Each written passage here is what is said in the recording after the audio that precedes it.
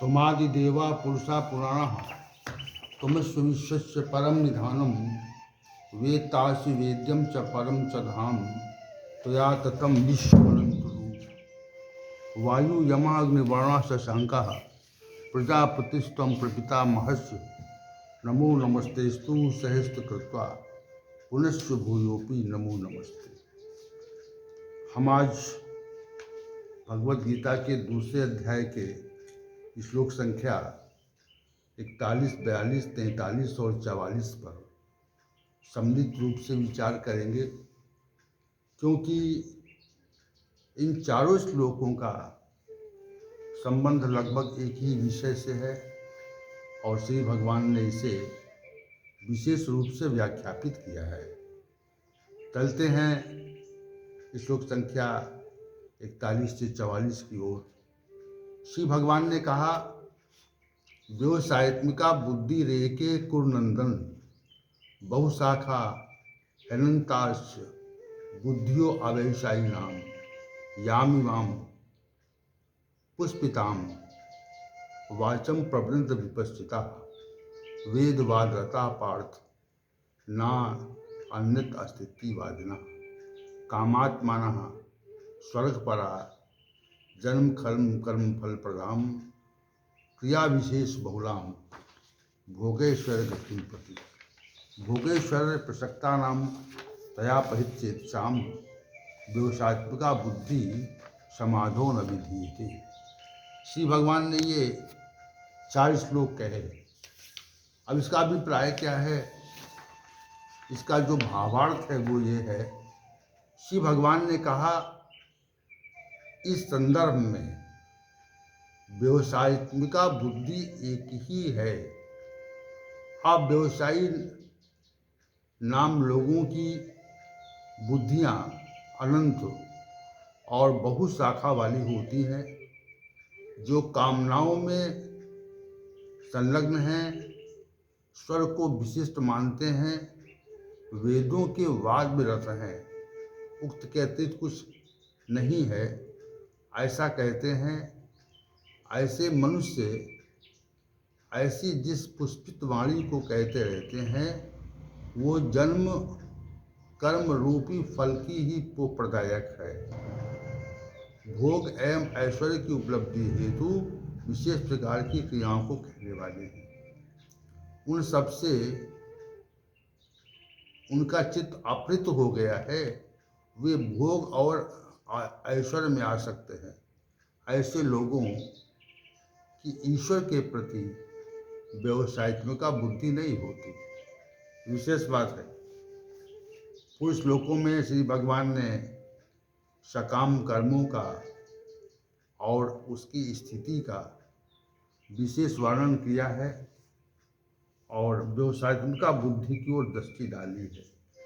श्री भगवान ने इन चारों श्लोकों में जो प्रमुख रूप से तथ्य कहे हैं, उन तथ्यों पर हम एक दृष्टि डाल लें, ताकि यह स्पष्ट हो जाए कि इन श्लोकों का अभिप्राय क्या है। पहली बात यह है कि व्यवसायत्मिका बुद्धि एक ही होती है, अर्थात निष्काम कर्मी मनुष्यों की बुद्धि एक ही प्रकार का निश्चय करती है, वह अन्य प्रकार का निश्चय नहीं करती। इसका अभिप्राय यह है कि जीवन का जो उद्देश्य है वो एक है, वो केवल परमात्मा की अनुभूति करना ही है। ऐसी व्यावसायिक बुद्धि, निश्चयात्मक बुद्धि केवल निष्काम कर्मों के संपादन करने वाले व्यक्तियों की ही होती है, ऐसा श्री भगवान का कथन है। दूसरी बात, सकाम कर्मी मनुष्यों की बुद्धि बहुत प्रकार के अर्थों वाली होती है। ऐसे लोगों को अव्यवसायी नाम कहा जाता है। श्री भगवान ने उनको एक विशेष निर्देश दिया, नाम दिया कि जिन मनुष्यों की जो सकाम कर्म करते हैं अर्थात फल की आकांक्षा से जो कर्म करते हैं, उनकी जो बुद्धि होती है उसके कोई एक अर्थ नहीं होते, उसके अनेक अर्थ होते हैं।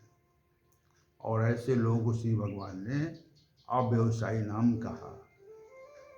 तीसरी बात कही अविपश्चित, अर्थात जो अविवेकी है वे पुष्पित अर्थात जिससे सुख प्रतीत होता है, संसार में जिससे सुख प्राप्त होने की आशा होती है, ऐसी वाणी का कथन करते हैं। चौथी बात ये कही, अविवेकी जन वेदों के वाद में रत हैं, अर्थात संलग्न है, इसके अलावा कुछ नहीं है, ऐसा उनका कथन है। उनकी दृष्टि में स्वर्ग ही श्रेष्ठ है, स्वर्ग की प्राप्ति हो जाए इसी के लिए वे वेदों में वर्णित अनेक प्रकार के अनुष्ठानों का क्रियान्वयन करते रहते हैं।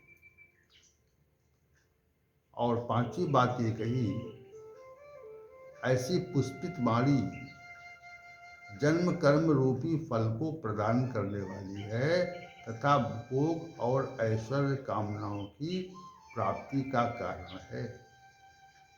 ये बात श्री भगवान ने कही।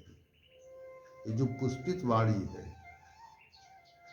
यह उससे ही जन्म मिलता है और कर्म रूपी फल मिलता है।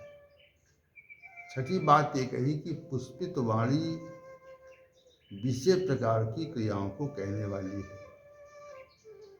और सातवीं बात यह है कि जिनका चित्त भोग और ऐश्वर्य में आसक्त है, ऐसे लोगों की ईश्वर के प्रति निश्चयात्मक बुद्धि नहीं होती।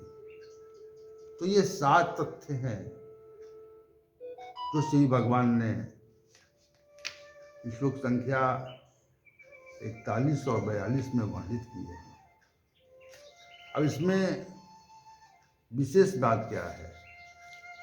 विशेष बात यह है कि जो मनुष्य सकाम कर्मों में लिप्त हो जाता है, उसकी जो बुद्धि है वो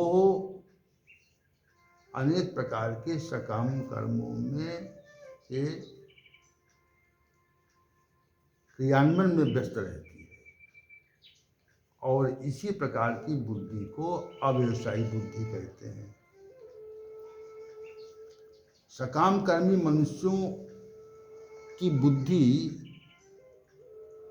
के जो अर्थ हैं वो अनेक प्रकार के होते हैं। ऐसे लोगों को अव्यवसायी नाम कहा जाता है।